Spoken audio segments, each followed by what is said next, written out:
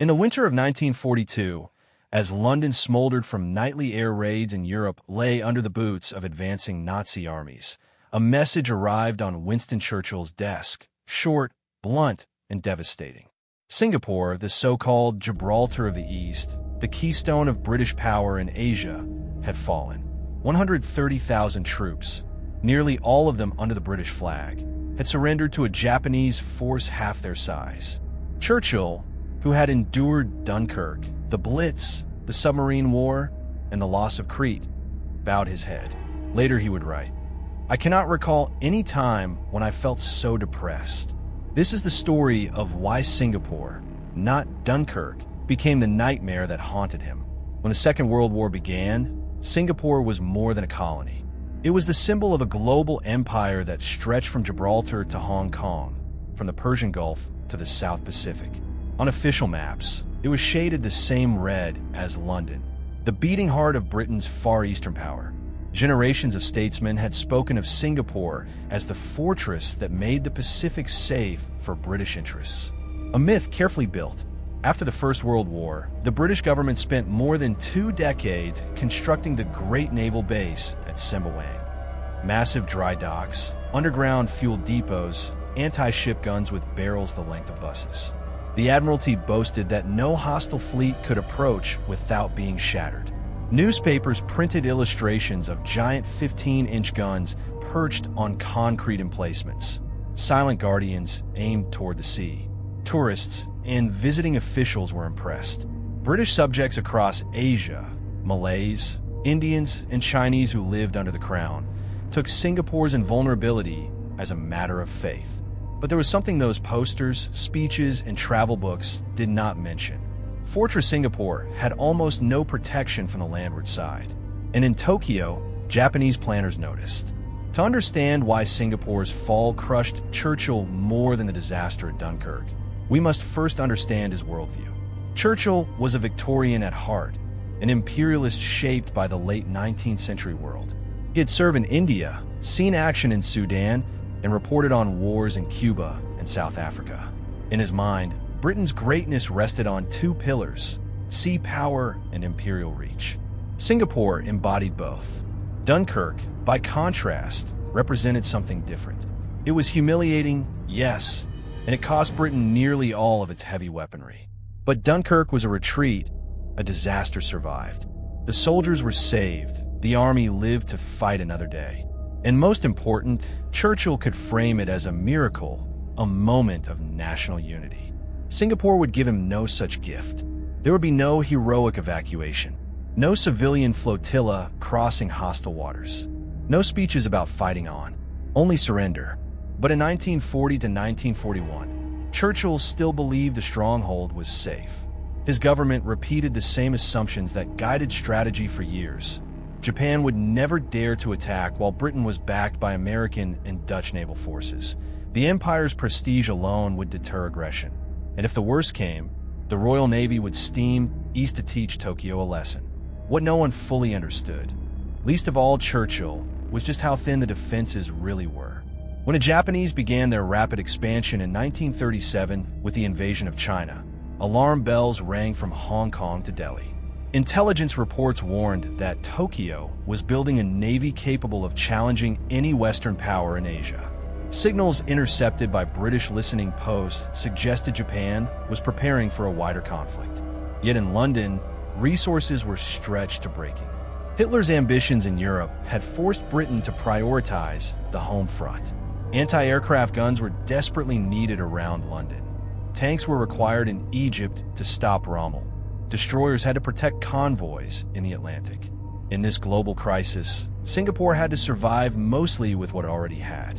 General Robert Brooke Popham, commander of British Far Eastern forces, wrote privately to the War Office, warning that Singapore was vulnerable to attack from the north, through the jungles of Malaya.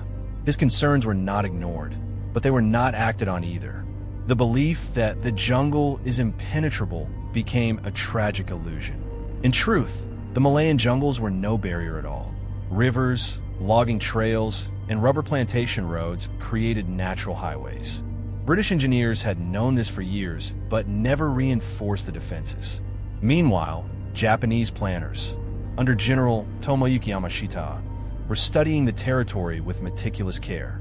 Japanese scouts disguised as fishermen took photographs of beaches, tides, estuaries. Businessmen sympathetic to Japan shipped maps and logistical notes back home. Tokyo knew far more about Malaya than Britain suspected. By mid-1941, the Japanese High Command was ready. Their goal: secure the resources of Southeast Asia by lightning conquest, oil from the Dutch East Indies, rubber from Malaya, and access to strategic waterways. The British assumed that Japan's military culture was rigid, outdated, overly dependent on battleships and bayonet charges. They were disastrously wrong. Japanese forces in 1941 were battle-hardened. They had fought in Manchuria, in Shanghai, in the dust and blood of northern China. Their officers were experienced. Their soldiers had endured brutal training regimes. Their logistics teams had become masters of improvisation. Most importantly, they excelled in speed, surprise, and combined arms warfare. General Yamashita understood that the key to taking Singapore was not the fortress guns, but the Malay Peninsula. If he could sweep down the 700-mile length of Malaya before Britain could reorganize, Singapore would be cut off. He prepared an invasion force of around 70,000 men, including elite units such as the 5th and 18th Divisions, supported by tanks, engineers, and bicycle infantry who could move silently and quickly through the terrain. British commanders laughed at the idea of bicycle troops. They would not be laughing for long. On December 8, 1941, just hours after the attack on Pearl Harbor, due to the date line difference, Japanese troops landed on the beaches of northern Malaya under cover of darkness. British reconnaissance aircraft saw the approaching invasion fleet, but misinterpreted it as a possible convoy headed for Thailand. Intelligence failures, communication delays, and wishful thinking created a fog of confusion. By dawn, Japanese troops were ashore at Kota Baru. Within hours, the fighting became desperate. The RAF, heavily outnumbered and operating from exposed airfields, lost aircraft faster than they could be replaced. Japanese Zero fighters achieved air superiority almost immediately, bombing British positions, cutting supply lines, and isolating defenders. Then came the news that shook Britain.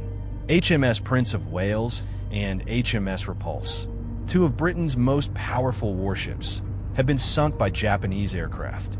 No air cover, no warning, no chance. In London, Churchill was speechless when told the news. He reportedly muttered, "In all the war, I never received a more direct shock." The psychological impact was immense. For decades, Britain had claimed that Singapore could never fall because the Royal Navy would defend it. Now, the naval defense of the Far East had evaporated in a single afternoon. Meanwhile, the Japanese advance gained momentum. British and Commonwealth troops, Australians, Indians, British regulars, and local volunteers fought with determination, but they were hampered by poor equipment, outdated tactics, and chaotic leadership. Japanese columns moved quickly down roads designed for plantation workers, not armies. They bypassed strong points, cut off retreat routes, and used tanks where British commanders insisted tanks could not operate. Each day, the British line fell back a little more, and Churchill watched with growing dread.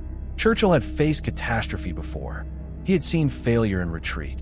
He understood the bitter taste of abandonment. At Antwerp in 1914, at Gallipoli in 1915, at Narvik in 1940. But Singapore was different. Reason one, prestige of empire. To Churchill, Singapore was not just a military base. It was the symbol of Britain's authority in Asia. Its fall would signal to the world, especially the colonies, that the empire was mortal. Reason two, strategic disaster. Losing Singapore meant losing control of the Malacca Strait, the gateway between the Indian and Pacific Oceans. It opened the road to Burma and India. It threatened Australia. Reason three, betrayal of allies. Australia and New Zealand depended on Britain for protection. Their troops were fighting in Egypt, far from home. If Singapore fell, they would feel abandoned, perhaps permanently damaging relations within the Commonwealth. Reason four, the surrender of a British army. Dunkirk had been a rescue. Crete had been an evacuation. Greece had been a withdrawal. Singapore would be a surrender on a scale unlike anything in British history. Churchill dreaded the idea of broadcasting to the world that British troops, men of the most powerful empire on earth, had laid down their arms before an Asian army. He feared the political, psychological, and racial implications. He feared the propaganda victory for Japan. He feared the collapse of morale at home. As 1942 began, Churchill wrote to his chiefs of staff, "The loss of Singapore would be a far worse blow to our prestige than any of the disasters we have suffered in Europe." Meanwhile, on the ground, the situation was sliding from bad to worse. January 1942 was a month of unbroken British retreat. The pace stunned the world.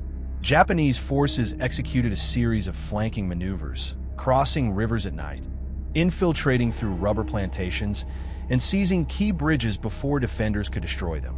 Their engineers repaired roads overnight. Their light tanks, Type 95 Ha-Gos, rolled through gaps in the British line, causing panic and disarray. Many British units fought valiantly. The Indian 11th Division held off repeated assaults. Australian brigades conducted fierce rearguard actions.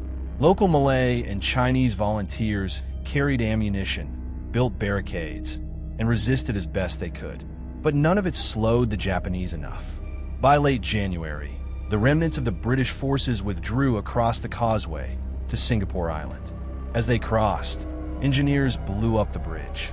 The fortress was now isolated, but the defenders were exhausted, low on ammunition, and psychologically battered. Air raids hit civilian districts, turning the city into a scene of chaos and fire. Churchill, thousands of miles away, grasped that the battle for Singapore was entering its final act. He sent message after message ordering the defense to hold at all costs. General Archibald Wavell, commander of the ABDA, American British Dutch Australian Command, replied grimly, "There are no more reinforcements we can send." In London, Churchill paced the cabinet war rooms, chain-smoking cigars, demanding updates, and listening in silence as telegrams arrived. He sensed a disaster unlike anything he had ever known. And he was right. Inside Singapore itself, morale began to fracture. General Arthur Percival, the British commander, was a quiet, methodical man, respected for his service in Ireland and France during World War I, but lacking the forceful presence needed for a crisis of this scale. Percival believed the Japanese would attack from the northeast. Yamashita struck from the northwest. Percival expected a slow siege. Yamashita forced rapid engagements. Percival assumed Japanese numbers were overwhelming. In truth, Yamashita's troops were nearly out of ammunition and fuel by early February. But Churchill and Percival did not know this. The Japanese, masters of deception, used loudspeakers, deliberate troop movements, and captured uniforms to exaggerate their numbers. The defenders felt surrounded by an endless, unstoppable force. Meanwhile, British troops were running out of food, water, and artillery shells. The civilian population, nearly 1 million people, crowded into shelters, desperate and afraid. Fires burned unchecked. Hospitals overflowed. Every night, Churchill was briefed on the worsening situation. His private secretary noted that Churchill seemed older, more tired, more weighted by the news from Asia than from any European front. He had believed Dunkirk was the darkest hour. Singapore was darker. By February 12th, the last coherent British defensive line collapsed. Japanese forces seized reservoirs, key hills, and strategic crossroads. Without water, Singapore could not survive. Churchill refused to authorize surrender. He sent one last message: "You must fight to the bitter end." But Wavell disagreed. The civilian population would be massacred if the fighting continued. Ammunition was running out. Hospitals had no more supplies. Tens of thousands of soldiers were trapped with no escape. On February 15th, 1942, General Percival, realizing the situation was hopeless, requested a meeting with Yamashita. The Japanese commander received him in a bombed-out Ford Motor factory. Yamashita spoke first. "I want to know if you intend to surrender unconditionally." Percival agreed. At 6:10 p.m., Singapore fell, the largest surrender in British military history. When the news reached London, Churchill was dining with his key military advisors. He read the telegram slowly, his face tightening. He later wrote, "It was the worst disaster and largest capitulation in British history." Why did it shock him more than Dunkirk? Because Dunkirk had been a deliverance. Singapore was a defeat, total, irrevocable, humiliating. At Dunkirk, Britain saved its army.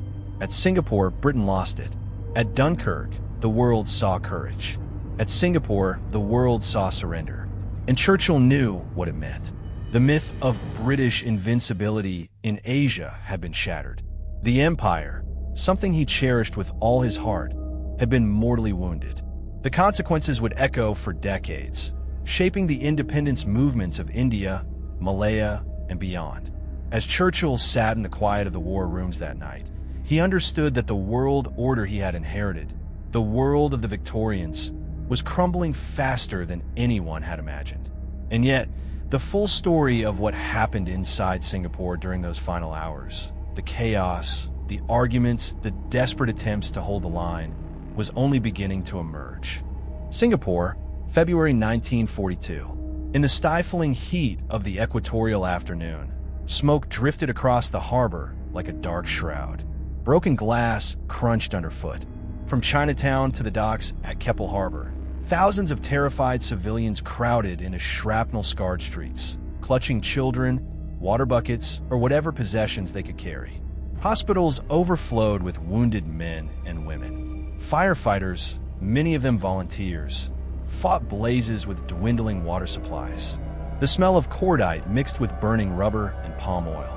Somewhere in the distance, British artillery thudded against Japanese positions, each round a reminder that the defenders' ammunition was almost gone. And at the center of this collapsing world, in the labyrinthine tunnels beneath Fort Canning, British headquarters was unraveling. The final days of Singapore were not just a military defeat, they were a human catastrophe. Miscommunication, exhaustion, panic, and bitter disagreements carved deep fractures into the leadership of the garrison. To understand why Churchill was devastated, not just shocked, when Singapore fell, we must walk into the bunkers, barracks, hospitals, and streets where the final, tragic act played out. The water crisis. By February 11th, Japanese units controlled several reservoirs on the island, including the critically important Mac Ritchie and Sealtar catchments. Although some pumping stations remained in British hands, the supply lines that carried clean water into Singapore City were under near-constant artillery and mortar fire. Engineers tried desperately to repair pipes, but Japanese bombers struck repair crews repeatedly. Civilians lined up at public taps that sputtered out muddy, lukewarm water. Some filled pots at ornamental ponds and temple wells. Dysentery began to spread in the overcrowded shelters. Inside the tunnels at Fort Canning, the officers knew the horrible truth. Singapore had no more than a few days of water left. Churchill, thousands of miles away, had no real understanding of this. Intelligence reached him only in fragments. To him, surrender still meant humiliation. To the men on the ground, surrender was becoming a matter of preventing mass civilian death. The inland collapse. British, Australian, and Indian units, many under strength, were scattered across the island in improvised defensive zones. Without air support, they fought blind. Japanese observation aircraft circled overhead almost continuously, guiding artillery fire with deadly accuracy. The Japanese 5th and 18th Divisions attacked with ferocity honed by years of war in China. Their tactics combined infiltration, night attacks, and rapid exploitation of breakthroughs. They pushed relentlessly toward the city center, forcing Percival's units back into cramped urban positions where line of sight was limited and supply routes were breaking down. Australian battalions fought house by house along Bukit-Timah Road. Indian troops defended the approaches to the waterworks with desperate courage. British engineers blew bridges as fast as retreating units crossed them. But the pattern was always the same. Fight, fall back, reform, fight again. Each line shorter, weaker, more desperate. Inside London's cabinet war rooms, Churchill received grim reports. His anger and anxiety grew.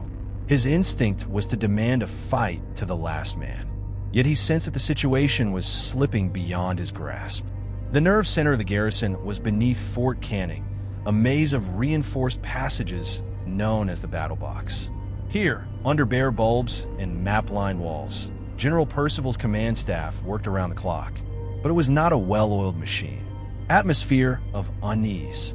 Witnesses later described the command atmosphere as tense, strained, and oddly passive. Officers argued quietly over maps. Clerks ran messages between rooms. The sound of distant shelling rumbled overhead like constant thunder. Percival himself, described by many as intelligent but indecisive, walked the corridors with a stiff, anxious step.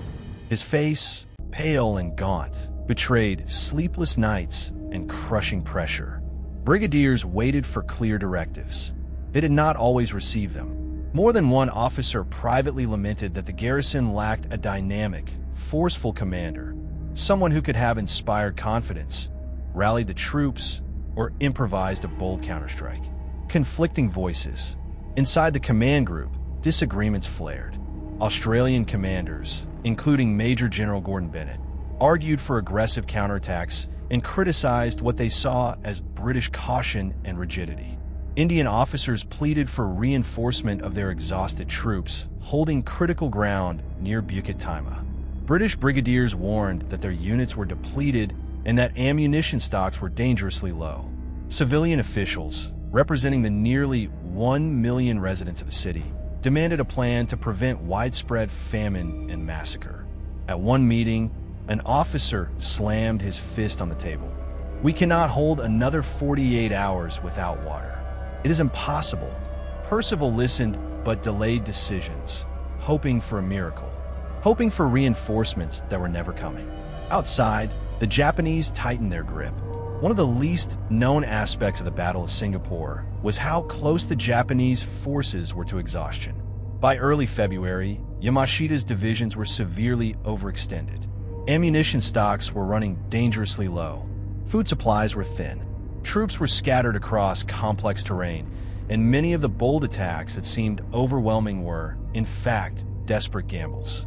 But Yamashita was a master of psychological warfare, the illusion of numbers. To intimidate Percival's intelligence officers, he ordered loudspeaker trucks to broadcast the sounds of tanks and troop movements, small units to light many campfires to suggest larger formations, captured British vehicles to drive in loops, mimicking the arrival of fresh forces, Japanese soldiers to wear different units insignia to confuse prisoners. Radio traffic was deliberately increased to give the impression of massive reinforcement. In reality, Yamashita had fewer shells than Percival assumed and feared that a prolonged defense might actually fail.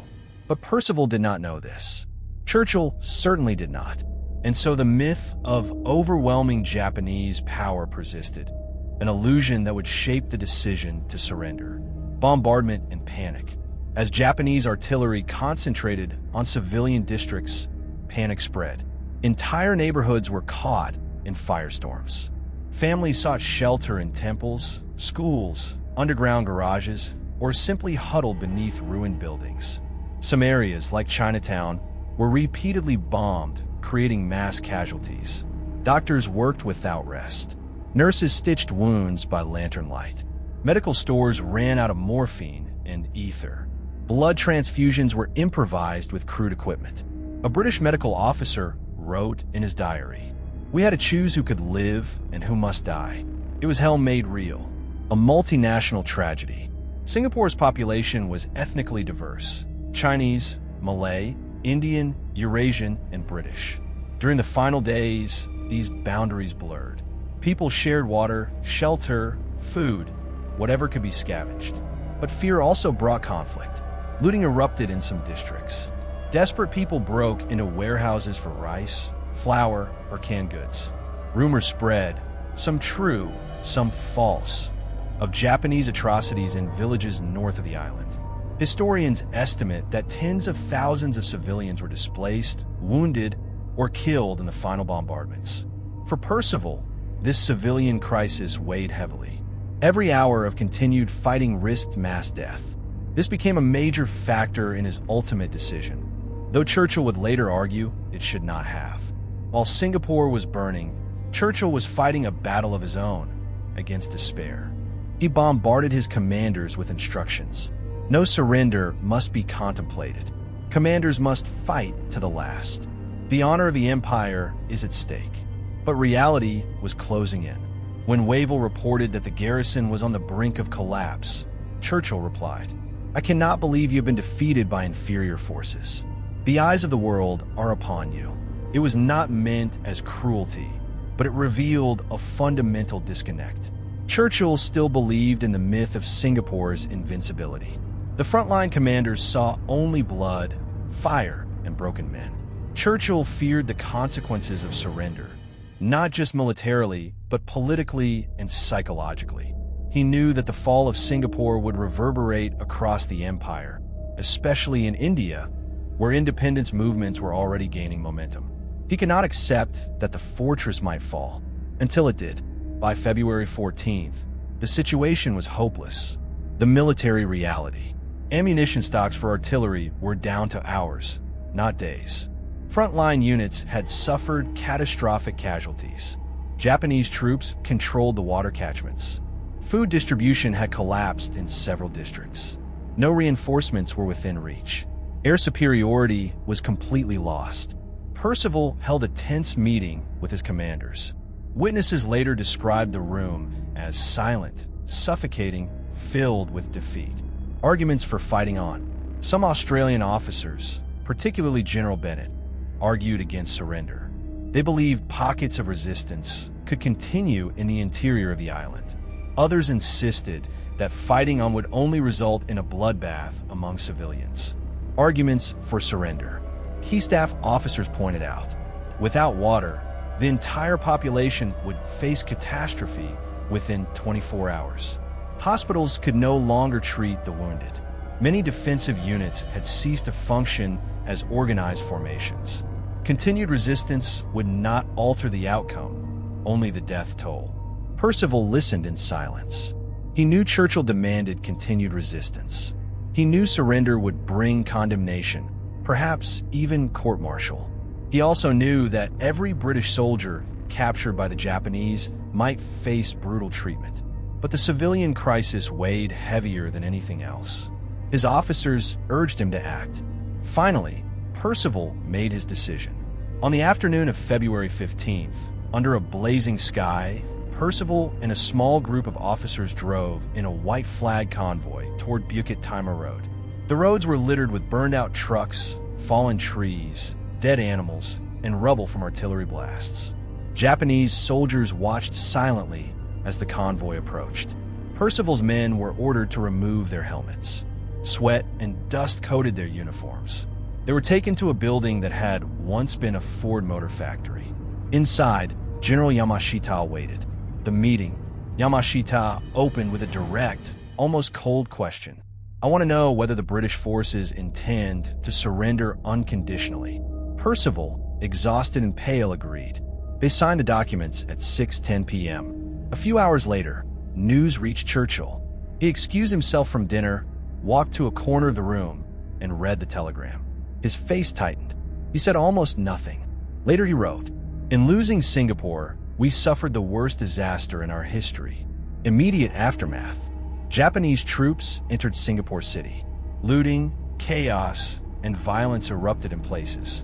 The Sukching massacre targeted the Chinese population, leading to the deaths of thousands. Hospitals struggled to treat the wounded. British and Commonwealth troops were marched to POW camps in Changi and beyond, many to die in forced labor. Churchill received fragmentary reports, each more horrifying than the last. He understood now how vast the consequences truly were. The psychological collapse of an empire. The fall of Singapore signaled to millions across Asia that the British Empire was not invincible.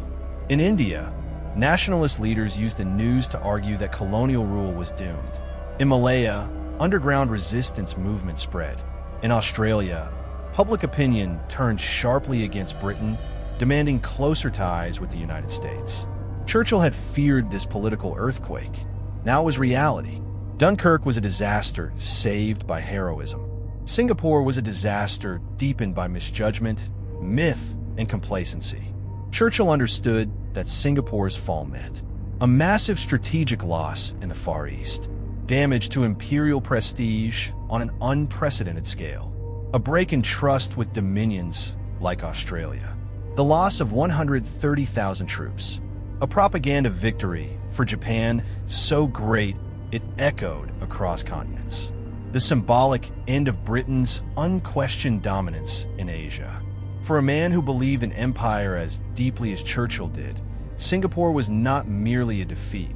It was the moment the world changed. And yet, the story is not complete. To understand the full weight of the shock, we must explore the decisions Churchill made in the months leading to the disaster, the warnings he received but did not act on, and how intelligence, both accurate and flawed, shaped the fate of the fortress. Those revelations come next. In the months and years after the fall of Singapore, commissions produced reports, generals wrote memoirs, and historians dug through classified files. But even in the fog of wartime secrecy, one conclusion became almost impossible to ignore. Singapore did not fall because of one decision, but because of a long chain of miscalculations, political, strategic, and human, stretching back more than 2 decades. Churchill was shocked by the surrender, not just because of the magnitude of the defeat, but because it forced him to confront a painful truth. The empire's far eastern jewel had been built on assumptions that no longer matched reality. To understand why Singapore's downfall shook him more deeply than Dunkirk, we must examine the ghosts of old strategies, the intelligence warnings dismissed, and the uncomfortable patterns within Britain's interwar military planning. Patterns Churchill inherited, but did not, or perhaps could not, reverse. The main fleet to Singapore myth. Throughout the 1920s and 1930s, British military planning for the Far East revolved around a single concept. If Japan ever threatened British territories, the Royal Navy would sail from Europe to Singapore, establish naval supremacy, and defend the region. On paper, it made sense. In practice, it became a dangerous fantasy. Economic downturns, naval treaties, political divisions, and the rise of fascism in Europe made it nearly impossible for Britain to maintain 2 world-class fleets. One to counter Germany in the Atlantic and Mediterranean, the other to deter Japan. But the Admiralty clung to the plan. Civilian policymakers clung to the plan. Governors and colonial officers relied on it. And newspapers proudly printed those glossy illustrations of giant guns pointing toward the South China Sea. Behind the scenes, however, the plan frayed year by year. The fleet was stretched too thin. Battleships were aging. Fuel stocks in the Far East were limited. Dry docks, though enormous, could not operate under heavy bombing. And most critically, Japan was outbuilding Britain in the Pacific. By the mid-1930s, internal memoranda admitted quietly that Britain could not send a full fleet eastward in a crisis. The myth endured anyway. Churchill later realized the bitter irony. Singapore's entire strategic concept depended on a navy that could not, and ultimately did not, arrive. The landward blind spot. Even more damaging was another assumption, that no enemy could attack Singapore from the north. Japanese officers read British defense papers. They laughed. The jungles of Malaya were not impenetrable, as a generation of colonial commentators claimed. They were green corridors, protected from air observation, crisscrossed by rivers, and accepted by locals as natural highways. British planners had misread the terrain completely. A senior Malayan officer wrote, with frustration, "We trained to defend beaches. The Japanese came through the trees." This blind spot, this refusal to imagine a land invasion, hardened into doctrine. Doctrine hardened into complacency. And complacency formed the bedrock of the disaster to come. When Churchill became Prime Minister in May 1940, he inherited an empire already under immense strain. France collapsed within weeks. Germany swept across the Low Countries. Italy entered the war against Britain. The Luftwaffe began pounding London nightly. Simply put, Churchill had no strategic reserves. The empire overstretched. Britain, which had once dominated a quarter of the globe, now found itself fighting. Germany in Europe, Italy in North Africa, U-boats in the Atlantic, aerial bombardment at home, and political pressure in India, Ireland, and Palestine. Every theater demanded men, ships, planes, ammunition, and attention. But Churchill's most urgent priority was always Europe and the Middle East. Without control of those regions, the empire could not survive. This meant that the Far East, though symbolically vital, was logistically starved. Singapore continued to receive assurances, speeches, and optimistic estimates.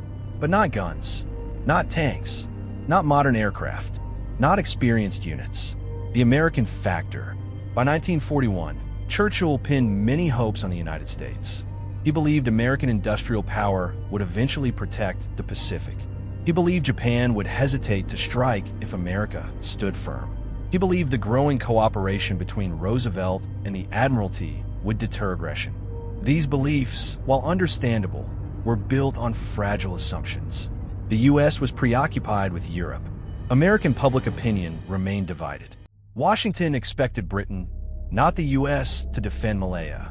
Strategic optimism became strategic denial. And Churchill, always a believer in boldness, in daring, in morale, pushed those concerns aside because the alternative was unthinkable.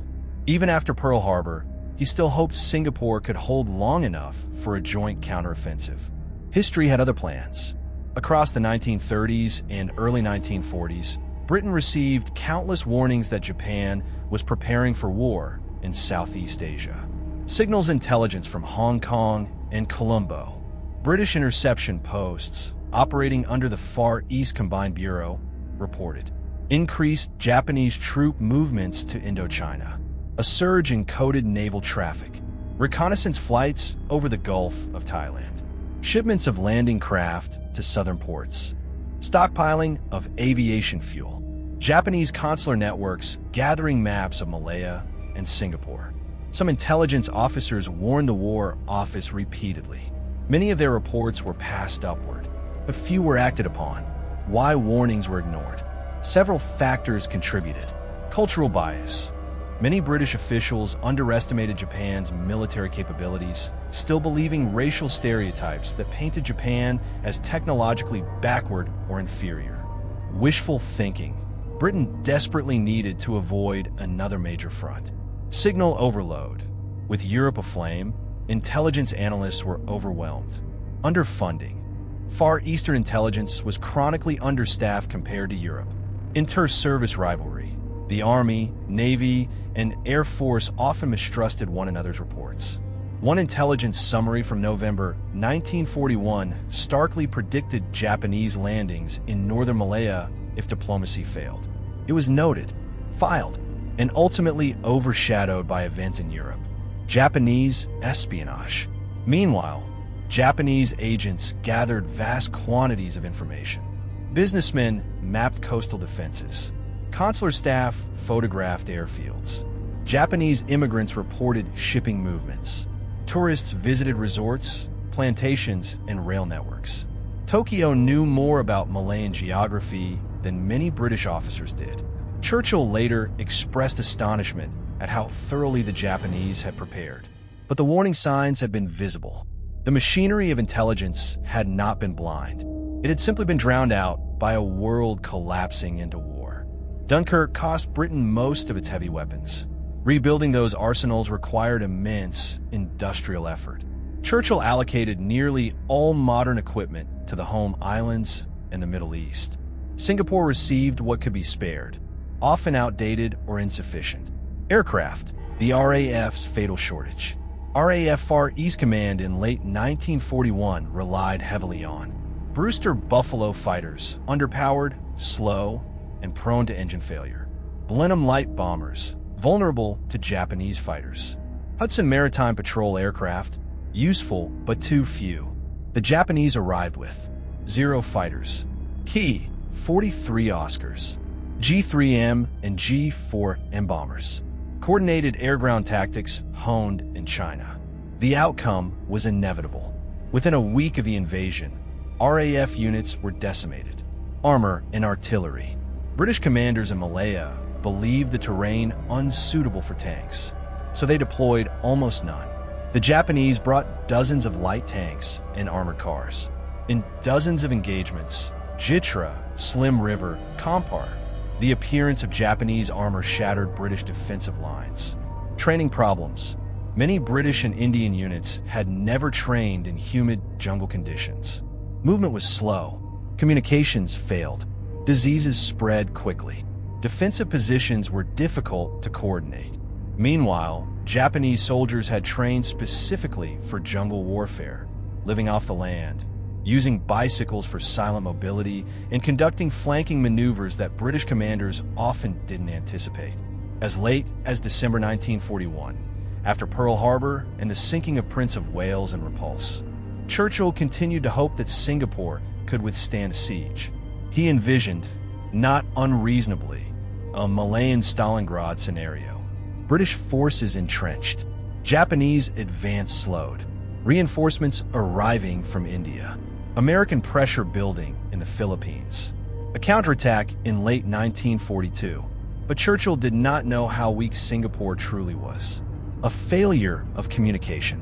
Frontline commanders in Malaya often sent pessimistic reports, but these were frequently sanitized or softened before reaching London. No one wanted to be the officer who told the War Office that the Empire's greatest Far Eastern base was indefensible. The psychological blind spot. For Churchill, the Empire was not merely territory. It was the backbone of Britain's global identity. Singapore, in his imagination, was a bulwark of civilization itself. To admit its vulnerability was to admit that the Empire's foundations were cracking.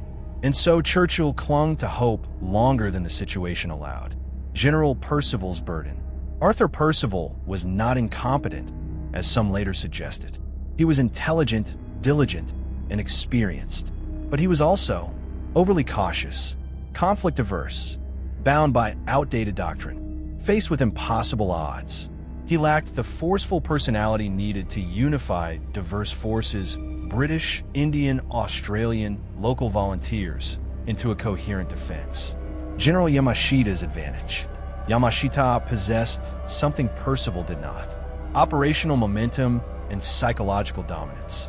He attacked relentlessly, even when his logistics were stretched thin. He created the illusion of overwhelming power. His officers exploited every weakness in British lines with speed and precision. And unlike Percival, he held the initiative. Bennett, Heath, and command fractures. The British command in Malaya suffered from internal division. Major General Gordon Bennett frequently clashed with superiors. Lieutenant General Lewis Heath distrusted Percival's decisions.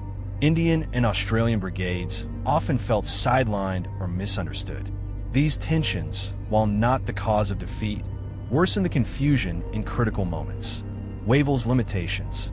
General Archibald Wavell, commander of ABDA, American British Dutch Australian Command, oversaw the entire region.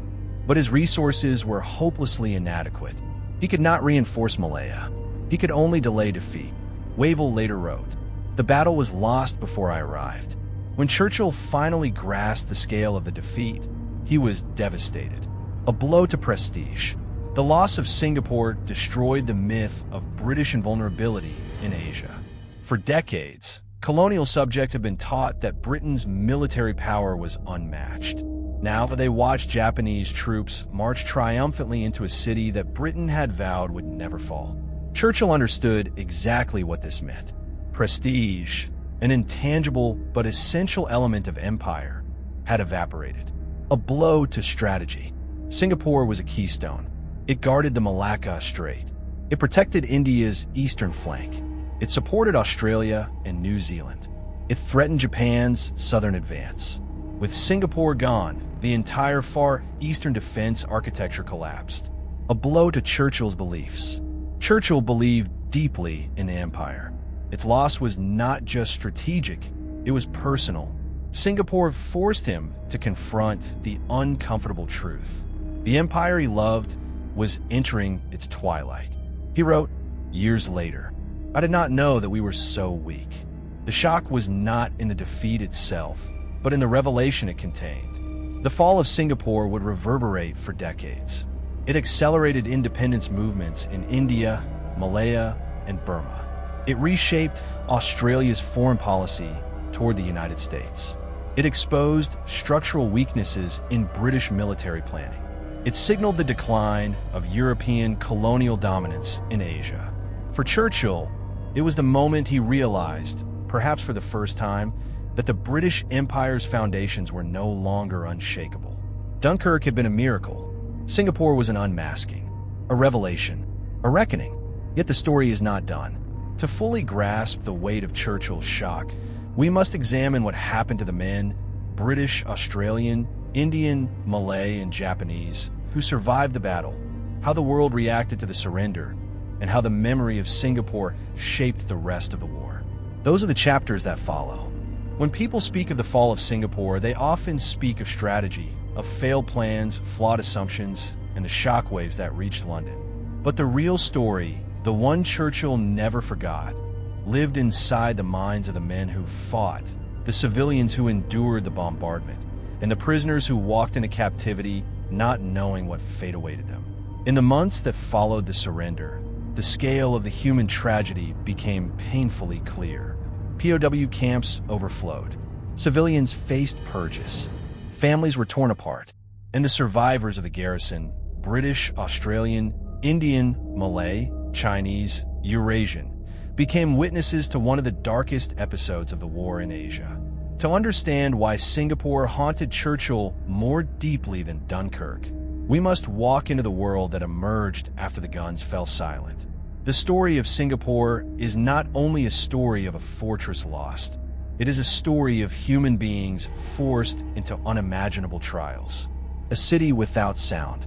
In the hours following the surrender, an eerie stillness settled over Singapore. The artillery thunder ceased. The skies emptied of aircraft. Smoke drifted lazily above shattered buildings. The once bustling port was silent except for the occasional crack of collapsing metal.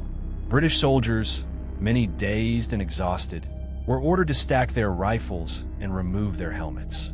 Some stood in disbelief, staring at the weapons they had carried through retreat after retreat, now lying useless at their feet. Others cried quietly. A few stared at the ground, unable to look at one another. Civilians emerged slowly from shelters. Families coated in soot, children clinging to their mothers, elders leaning on makeshift sticks. The smell of burning rubber and cordite still clung to the humid air. Dead animals lay in the streets. Glass littered the pavements. As Japanese troops established their control, fear gripped the population. Rumors of atrocities on the peninsula spread swiftly, and with each new detail, anxiety sharpened into terror. The first purges. Within days, the Japanese Kempeitai, the military police, began systematic operations against the Chinese population. The Sukching massacre remains one of the most horrifying events of the occupation. Men aged 18 to 50 were rounded up. Some were released after rudimentary screening. Many were taken to beaches or remote areas and executed. The exact number of victims is still debated. Some estimates range from 25,000 to 50,000 across Singapore and Malaya. For Churchill, the Sukching killings were only partly known through fragmentary intelligence. But the horror of what civilians endured reinforced his belief that surrender had been the darkest moment of the war in Asia. Forced marches. British and Commonwealth troops were ordered to march, often long distances, to holding camps. Changi, once a modest British barracks, became a sprawling POW complex holding tens of thousands. Conditions quickly deteriorated. Latrines overflowed. Fresh water was limited. Malaria and dysentery spread. Medical supplies were non-existent. Rations were dangerously low. Some soldiers were marched barefoot. Others carried wounded comrades on improvised stretchers made from bamboo poles and blankets. The psychological impact of surrender weighed heavily on them. Many had believed, because they had been told, that they were defending the strongest fortress in Asia. To lay down arms felt like a betrayal of everything they had trained for. Churchill's reaction to power reports. In London, Churchill received initial reports from intelligence networks and escaped sailors. He was horrified at descriptions of POW brutality, beatings, starvation, forced labor, medical neglect, punishment for minor offenses. He was particularly shaken by the treatment of Indian soldiers, many of whom were pressured into joining the pro-Japanese Indian National Army, INA. This development threatened Britain's most important colonial force, the Indian Army, and contributed to rising nationalist sentiment on the subcontinent. Churchill's fear that the fall of Singapore would spark political upheaval was rapidly becoming reality. The Death Railway begins. Perhaps the most infamous consequence of the fall was the forced labor project known as the Burma-Thailand Railway, later immortalized in films, memoirs, and historical accounts. By mid-1942, thousands of POWs from Singapore and the peninsula were transported in cramped rail cars into the Thai jungle. They were sent to carve a railway through some of the most unforgiving terrain on Earth. Sweltering jungles, monsoon-soaked ravines, malaria-infested riverbanks, sheer cliffs carved by hand with rusted tools. The working conditions were brutal beyond measure. Soldiers labored up to 18 hours a day. They carried railway ties on their shoulders, hauled rocks in baskets, cut through limestone hills with hand tools, and built bridges over rivers choked with mud and debris. Diseases spread rapidly. Cholera, beriberi, dysentery, dengue fever, malaria. Treatment was minimal. Medicine was nearly non-existent. Many survivors later described the railway as hell on earth. The bridge on the River Kwai, one of the most iconic structures on the railway, later known through literature and film as the Bridge on the River Kwai, was built by POWs originally from Singapore's garrison. Though dramatized in fiction, the historical cruelty was even worse. Not far away, men died by the hundreds during the Speedo period, the final push to complete the railway in late 1943. Out of approximately 60,000 prisoners forced to work on the Burma-Thailand Railway, around 12,000 died. Among Asian laborers coerced into the project, Ramusha from Malaya, Burma, Java, and Thailand, deaths likely exceeded 90,000. For Churchill, receiving news of the railway years later confirmed his deepest fear. The surrender of Singapore had condemned not only soldiers, but civilians across Asia to unthinkable suffering. A breach of trust. For Australia, the fall of Singapore was a political and psychological earthquake. For decades, Australians had been assured that the British Empire would protect them. Singapore was the anchor of that promise. Its guns, its naval base, and its strategic position were supposed to safeguard the approaches to the continent. After the surrender, Prime Minister John Curtin addressed the nation with a tone of grim resolve. The fall of Singapore can only be described as Australia's greatest military disaster. Many Australian soldiers captured in the retreat felt betrayed. Some learned, with bitterness, that Churchill wanted them diverted back to Burma rather than returned home to defend Australia. This strategic disagreement between Curtin and Churchill was a turning point. Australia shifted decisively toward the United States for protection. General Douglas MacArthur, after escaping the Philippines, established his headquarters in Australia. American troops began arriving in force. The British Empire had suffered not just military defeat, but a fracture in trust with one of its key dominions. Churchill understood the gravity of this loss, and it cut deeply, the moral shockwave. In India, the news of Singapore's fall reached a population already simmering with nationalist aspirations. The symbolism was impossible to ignore. A Western colonial power defeated by an Asian nation. Tens of thousands of Indian troops captured. Britain's strategic promises proven hollow. The aura of British supremacy shattered. For Gandhi, Nehru, and other leaders, Singapore became a rhetorical weapon. They argued that Britain could not defend its colonies, nor did it have the moral authority to govern them. The Quit India movement gathered momentum. Strikes spread. Arrests followed. Tensions turned violent in several provinces. Churchill, who viewed the empire as essential to Britain's global strength, saw in India a political crisis exacerbated by the fall of Singapore. He worried, correctly, that the disaster had energized nationalist forces that would push India toward independence. Public reaction. When news of the surrender reached Britain, reactions were muted at first, not out of indifference, but exhaustion. Cities were still rebuilding from the Blitz. Families waited for news of loved ones serving overseas. Newspapers published grim headlines. Singapore falls. 130,000 troops surrender. The shock quickly gave way to anger. Letters to newspapers criticized the government. Families demanded explanations. Some blamed Churchill. Others blamed the generals. Still others blamed years of underfunding and complacency. Political fallout. Opposition leaders questioned how such a major base could fall so quickly. Churchill defended himself vigorously in Parliament. "I take full responsibility, but I do not shrink from that responsibility." Yet he admitted, "We were outmatched in the air and outmaneuvered on the ground." Even his political opponents, while critical, understood the larger context. Britain was fighting for survival in multiple theaters. But the memory of Singapore, its speed, scale, and humiliation, left an indelible mark on the British public. Triumph and hubris. In Tokyo, news of the victory sparked celebrations. Newspapers hailed the fall of Singapore as evidence that Japan was destined to lead Asia. For the Japanese military, the victory was a vindication of years of planning. General Yamashita, though privately aware of his own logistical strains, became a national hero.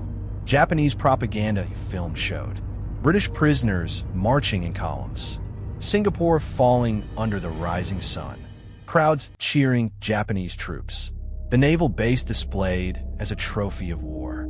Japan had struck a blow not only at Britain, but at the entire European colonial order. Yet the triumph contained seeds of overconfidence. The Japanese High Command believed the momentum of early victories would continue indefinitely. They underestimated American industrial power. They minimized the impact of overextension. They misjudged the determination of China, and they ignored the inevitability of Allied counteroffensives. Singapore, as glorious as it was to Japanese planners, ultimately became a strategic overreach.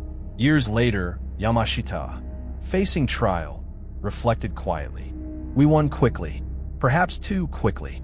Acts of humanity amid horror. Despite widespread brutality, there were moments of unexpected humanity. Japanese doctors who treated wounded prisoners despite strict orders. British medics who risked their lives to smuggle medicine. Chinese prisoners who built libraries and schools to preserve sanity. Malay villagers who hid civilians from Japanese patrols. Clergy of all faiths who provided spiritual comfort in improvised chapels. These small acts became lifelines for many. Survival through brotherhood. In POW camps, survival often depended on camaraderie. Men shared rations, medicine, letters, stories, hope. One Australian survivor later said, "What saved us was not strength, but each other." The psychological toll. Years of starvation and forced labor left scars that never healed. Many survivors suffered from PTSD, malnutrition, chronic illness, survivor's guilt, nightmares for decades. For families back home, the silence was agonizing. Some waited years for news of loved ones. Churchill knew that each of these human tragedies traced back to a single moment, the capitulation he had dreaded more than any defeat in Europe. By the end of 1942, Churchill had faced the loss of France, the Blitz, the sinking of major warships, the desert defeats in North Africa. But none of these weighed on him like Singapore. The strategic blow was massive. It opened Southeast Asia to Japanese conquest. It endangered India. It weakened trust with dominions. It forced a reorganization of Allied strategy across the entire Pacific. The symbolic blow was even greater. Singapore represented British naval dominance, imperial power, colonial prestige, the illusion of invincibility. Its fall shattered all four. The human cost was catastrophic. Tens of thousands died in camps or massacres. Civilians suffered under occupation. Families were torn apart across 3 continents. And worst of all, it was preventable. Not in 1942, by then the die was cast, but in the decades before. Churchill understood that Singapore revealed a truth he had long avoided. The empire was not eternal. It had cracks. It could bleed. And now the world had seen it bleed. The trauma of Singapore did not just mark a military setback. It marked the beginning of the end of the British Empire in Asia. And the story is not finished.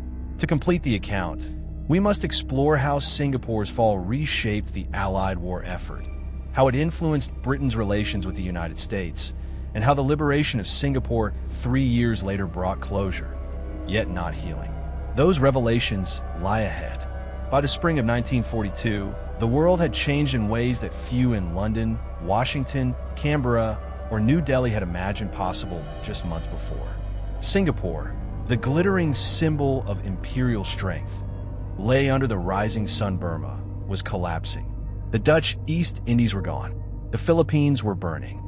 The Pacific was becoming a vast battlefield. But amid the wreckage of former certainties, something new emerged. A hardened Allied will, forged by catastrophe. The fall of Singapore, more than any single defeat in the early war, forced the British Empire, the United States, and regional powers to rethink how they fought, how they cooperated, how they supplied, and even how they viewed the world after victory. This part tells the story of how the disaster set in motion deep changes, military, political, and psychological, that reshaped the course of World War II, and why Churchill, haunted by Singapore, pushed so relentlessly for redemption in the Far East. The Pacific domino effect. Singapore's fall triggered a rapid collapse of British defensive lines across Southeast Asia. In Tokyo, the Imperial General Staff exulted. Their gamble had paid off. From February to May 1942, Burma fell, opening the road toward Bengal. Rangoon was captured, cutting China's last viable supply route. The Dutch East Indies surrendered, delivering vast oil fields to Japan. Japanese forces reached New Guinea, threatening Australia directly. The Andaman and Nicobar Islands were occupied, extending Japan's reach into the eastern Indian Ocean. British planners called this cascading collapse the Far Eastern Calamity. Churchill called it something harsher, the worst military disaster in British history. Yet amid this disaster, cracks began to appear in Japan's strategy, cracks that the Allies would soon exploit. A new power rises in the Pacific. In Washington, Singapore's fall shocked the Roosevelt administration as deeply as Pearl Harbor itself. For decades, the U.S. had assumed that Britain would control Southeast Asia. Suddenly, that assumption was shattered. America realized it had become the primary bulwark against Japanese expansion. The Europe First debate. Churchill's grand strategy depended on one controversial principle: defeat Hitler first. He argued passionately to Roosevelt that the Nazi threat demanded absolute priority. But after Singapore, many American commanders and politicians disagreed. They argued, Japan now threatened Australia. Japan controlled Southeast Asia's resources. Japan might cut the Indian Ocean. Japan was advancing faster than Germany. The debate was fierce. Ultimately, Roosevelt agreed with Churchill on the larger strategy, but he insisted the Pacific must receive massive reinforcements. Aircraft carriers, Marines, fighter groups, strategic bombers, supply convoys. Churchill recognized that without American power in the Pacific, the Empire's situation would be hopeless. A new alliance takes shape. Australia's reaction to Singapore's fall was as emotional as it was strategic. For decades, Australians had believed British assurances that the Empire would protect them. Singapore was the promise. When it fell, the illusion collapsed with it. Prime Minister John Curtin delivered a speech that became one of the most consequential in Australian history. Australia looks to America, free of any pangs as to our traditional links or kinship with the United Kingdom. With that sentence, a century of strategic orientation shifted. Churchill versus Curtin, a bitter clash. After the fall of Singapore, Churchill wanted Australian divisions fighting in Burma and the Middle East. Curtin wanted them home to defend the continent. The clash grew heated. Cables between London and Canberra became tense, almost hostile. In one message, Curtin wrote bluntly, "The security of Australia is not a matter for negotiation." Churchill bristled. He believed such a shift weakened the empire. But in the end, he had no choice. MacArthur and American forces became Australia's shield. The Pacific War effort reorganized around a new reality. The United States was now the cornerstone of regional defense. Singapore had forced that transformation, a fire fueled by defeat. In India, Singapore's fall acted as political accelerant. Gandhi and the Indian National Congress seized on the humiliation, arguing passionately. Britain could not defend Asia. Colonial rule weakened rather than protected Indians. The war exposed the inherent inequality of empire. By mid-1942, the Quit India movement exploded into mass protests, strikes, and civil disobedience across major cities. British administrators were stunned. They had expected increased loyalty after Japan's aggression. Instead, they faced rebellion on a scale unseen since 1857. Churchill's dilemma. Churchill viewed Indian independence as an existential threat to Britain's global position. But Singapore's fall had drastically weakened his political leverage. He authorized mass arrests of Congress leaders, Gandhi, Nehru, Patel, and many others. This crackdown inflamed tensions even further. One British official in Delhi wrote, "Singapore has dealt a blow not just to our armies, but to our right to rule." Churchill's greatest fear, that Singapore would undermine the empire's moral authority, was becoming reality. A lifeline severed. The surrender of Singapore helped set in motion another crisis, the fall of Burma. For Chiang Kai-shek in China, this was catastrophic. Burma's roads were the last vital artery, allowing American Lend-Lease aid to reach Chinese forces resisting Japan. Without Burma, China faced deeper isolation. Japanese supply lines strengthened. American strategy had to shift dramatically. The long retreat. British and Indian troops, together with Chinese reinforcements, attempted to hold Burma. But Japanese forces, experienced, aggressive, and masters of jungle warfare, outflanked and overwhelmed Allied units. The Allied retreat into India was one of the most grueling in the war. Harsh monsoon rains, impassable mountains, starvation, disease, exhausted refugees. Tens of thousands collapsed along jungle tracks. This chaos traced its roots directly to Japan's earlier success in Malaya and Singapore. Churchill understood that the fall of Singapore was not an isolated event. It had destabilized the entire Asian theater. A new command structure. By late 1943, it was clear that Allied strategy in Asia was dysfunctional. The ABDA command, American, British, Dutch, Australian, had collapsed almost immediately after creation. Coordination between the US, Britain, India, and China was strained. Logistics were chaotic.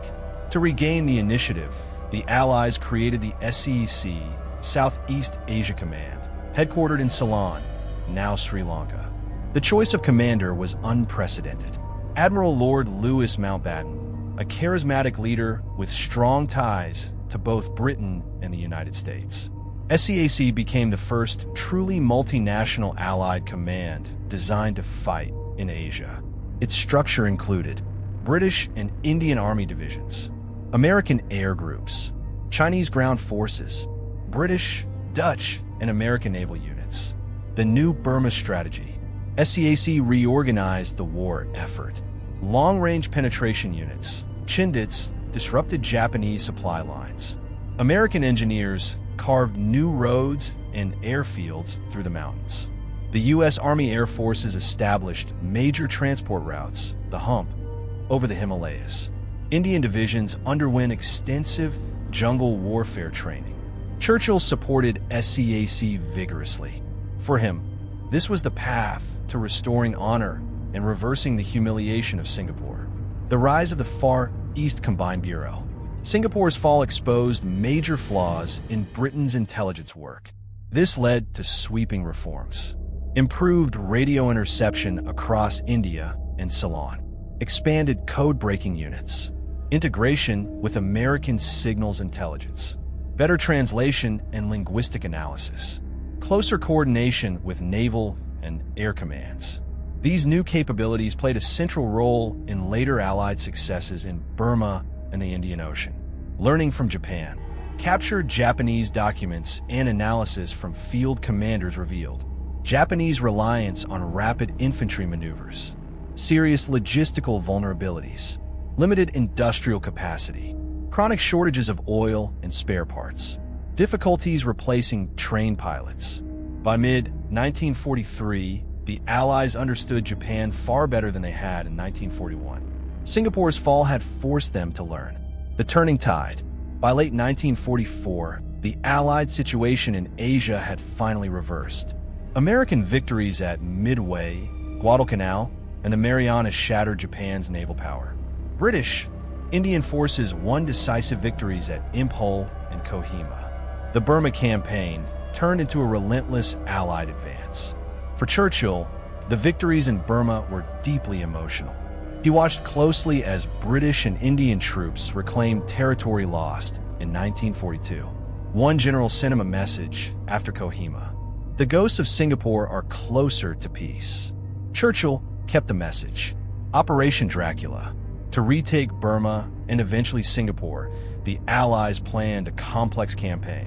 Amphibious landings along the Burmese coast, a coordinated push toward Rangoon, use of airborne divisions to capture key bridges, naval bombardment by the Eastern Fleet.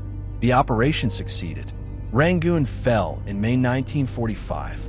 Japanese forces were trapped in retreat. Singapore was now within reach. But the war was about to take an unexpected turn. Japan's collapse. The atomic bombings of Hiroshima and Nagasaki, followed by the Soviet invasion of Manchuria, forced Japan into surrender. In Singapore, Japanese General Saishiro Itagaki received the order to capitulate. The city that had once symbolized Japanese triumph now witnessed the end of their empire. Operation Tide Race. On September 4th, 1945, British warships entered Singapore harbor, ships that could never come in 1942. The cruiser HMS Sussex led the fleet. Admiral Lord Louis Mountbatten accepted the Japanese surrender in the municipal building. Crowds gathered along the streets, waving flags, climbing onto rooftops, cheering. Some wept. Others simply stared in disbelief. When Mountbatten declared, "Today, the British flag flies once more over Singapore," the city erupted. But behind the celebration lay ruins, mass graves, starvation, shattered communities, children who had lost parents, families searching for missing POWs. And Churchill, no longer prime minister after his July 1945 election defeat, watched the liberation from afar with mixed emotions. Pride, yes. Relief, certainly. But also sorrow, because he knew what had been lost could never be fully regained. Even in victory, Churchill carried the weight of Singapore with him, a wound in his legacy. He understood that Britain lost its largest ever overseas garrison. A generation of Commonwealth soldiers suffered in captivity. The empire's prestige was shattered. The political foundations of imperial rule were undermined. The defeat accelerated the end of British influence in Asia. He wrote in 1950, "I can never forget the blow of Singapore.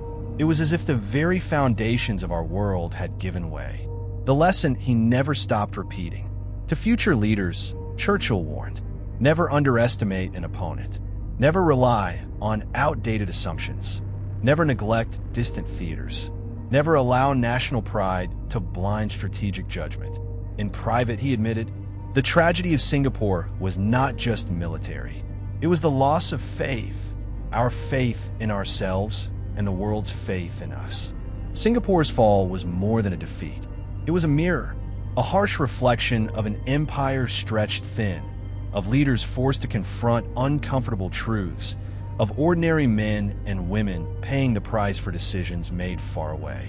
It shocked Churchill more than Dunkirk because Dunkirk was a rescue. Singapore was a capitulation. Dunkirk left hope. Singapore left scars. Dunkirk rallied the empire. Singapore fractured it. Dunkirk became legend. Singapore became warning. Yet out of that defeat came renewal of allied unity, of strategic clarity, of the resolve that ultimately led to victory. The story of Singapore is not just a tale of loss. It is a turning point, a crucible, a chapter where the fate of millions shifted and the future of Asia began to take shape. Years after the guns fell silent and the war ended, when Churchill had returned to private life and the empire he once guided was dissolving into a commonwealth of independent nations, one memory continued to stalk him through his speeches, his memoirs, and his quiet reflections. Not the Blitz, not El Alamein, not even Dunkirk, Singapore. In his twilight years, when asked which defeat had wounded him most deeply, he did not hesitate. Singapore, he said, was the worst disaster and the greatest shock. To Churchill, it was not merely a military loss. It was the collapse of an illusion, the end of an era, and the beginning of a new world whose shape he could sense, but not yet fully understand. This final part looks at the legacy, reverberations, and lessons of Singapore, how the defeat changed nations, empires, strategic thinking, and the memories of those who lived through its horrors. It is the last chapter of a story heavy with ghosts. A changed Asia. When British troops re-entered Singapore in 1945, they did not return to the same world they had left. The colonial subjects who had once viewed Britain as a paternal force, sometimes resented, sometimes trusted, but generally obeyed, now saw the empire through a new lens. The British were not invincible. The Japanese had defeated them. Power could shift. Empire was not destiny. In India, Malaya, Burma, and Indonesia, nationalist movements surged forward with renewed conviction. Churchill's private grief. Churchill resisted the idea that the empire's time was ending. He viewed the Commonwealth as a family and the empire as a duty. But Singapore's fall had cracked the foundation. In 1946, he confided to a friend, "We have seen the end of something old and the birth of something uncertain." He felt the world turning, but he also felt the loss, personal, political, historical, the British withdrawal. Over the following decades, India gained independence in 1947. Burma followed in 1948.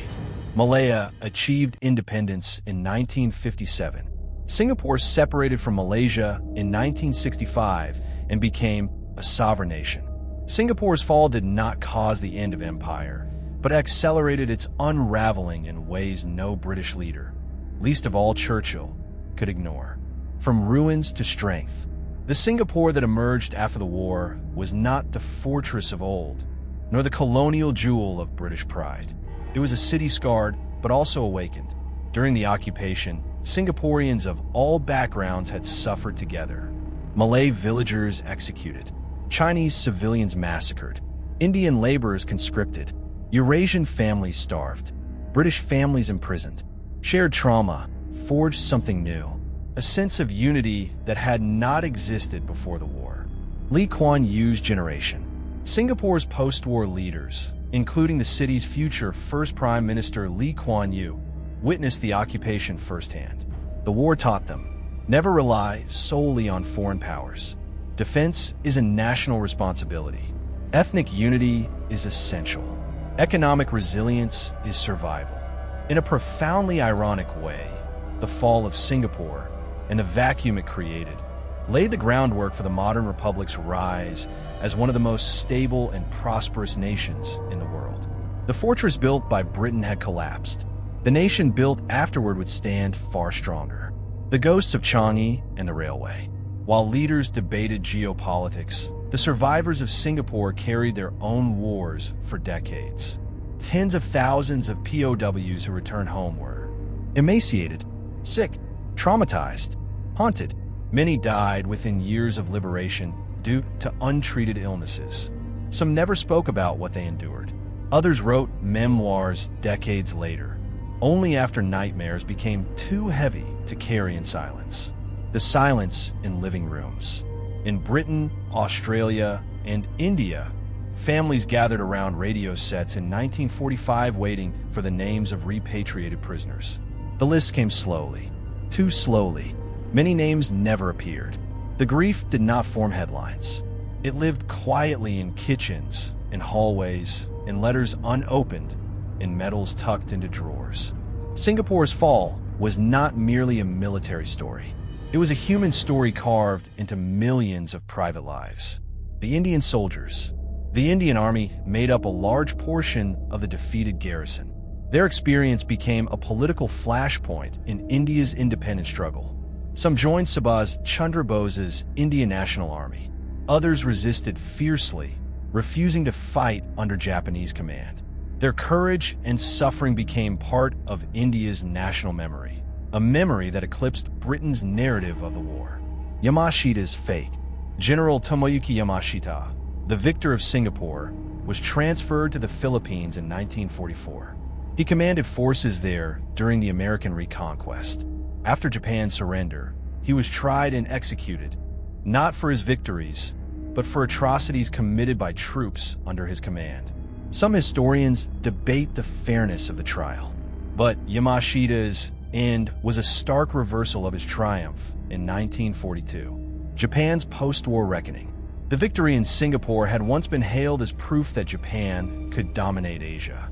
After defeat, it became a complicated memory, one tied to militarism, overreach, war crimes, occupation rule, national trauma. Japanese historians and citizens have since struggled with those legacies, just as British and Commonwealth survivors struggled with theirs. Investigations began. In the late 1940s, Britain launched inquiries into the fall of Singapore. The debates were fierce. Was Percival too cautious? Were British defenses underfunded? Did inter-service rivalry weaken the response? Did Churchill allocate too many resources to Europe? Were racial attitudes responsible for underestimating Japan? Were intelligence warnings ignored? The truth, historians later agreed, was not simple. Singapore fell because Britain was overstretched, Japan was underestimated, air power was inadequate, the naval strategy was obsolete, jungle warfare training was insufficient, command cohesion was weak, local defenses were mismanaged. Japan executed a brilliant invasion. It was not one failure. It was a mosaic of failures. Churchill's defense. Churchill defended himself vigorously in his memoirs, noting, "The European front was existential. Resources were finite. The war cabinet believed Singapore was strong. Commanders on the ground misjudged the land threat. But he also accepted responsibility. I am a man who must bear the blame." It was perhaps the most painful admission of his career. Across 6 parts, we've traced the threads of this vast and complex story. Now, in this final chapter, we return to the central question.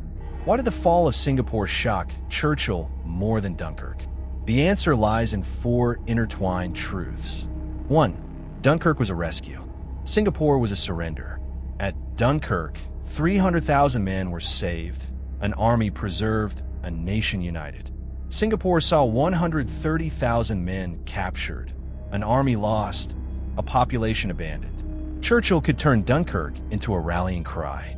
He could not turn Singapore into anything but heartbreak. 2. Dunkirk felt like a setback. Singapore felt like the end of an age. Singapore represented the pillars of the empire: naval supremacy, global reach, technological strength, racial and cultural confidence. When it fell, those pillars collapsed. Churchill wrote later, "The very conception of our power was shattered." It was the moment Britain felt deeply, painfully, that the world order of the 19th century was gone. 3. Dunkirk preserved alliances. Singapore fractured them. After Dunkirk, the U.S. admired Britain's resolve. The empire rallied. The nation unified. After Singapore, Australia turned to the U.S. India erupted in protest. Asian nationalists rejected British rule. Allied trust was strained.